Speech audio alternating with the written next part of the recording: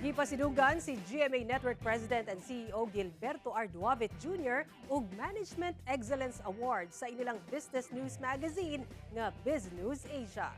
Ani report.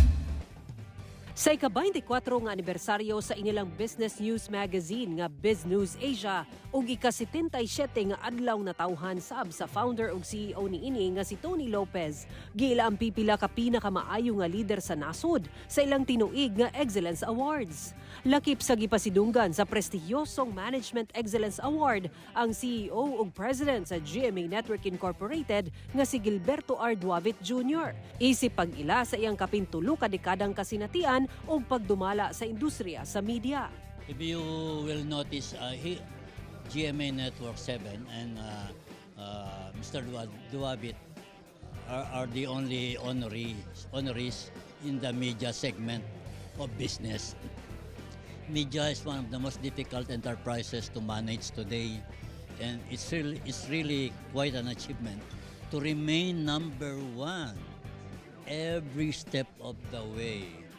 That means you have to have excellence, passion, upholding the values of truth, freedom, democracy, justice, and everything that is good in the people and in the nation. Bisan sa pag-usab sa teknolohiya ug mga hagit sa artificial intelligence ug deepfake, nagpabilin daw ang integridad ug patas nga pagbalita sa GMA Network. Because every time we are being challenged by AI, by data analytics, by disinformation, misinformation, blatant lies. And we always have to uphold our integrity. And we always have to uphold the truth. And we always have to serve the interest of the people versus the interest of the few, of the vested few. Dakong natampo daw niini ang paagi sa pagdumala ni Duavit aron maengganyo ang mga empleyado nga mas ayuhon ang ilang responsibilidad sa komunidad ug nasod.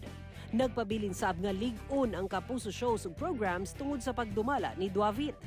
Giilasab sa Business Asia si Supreme Court Chief Justice Alexander Gesmundo para sa Judicial and Public Service Excellence Award.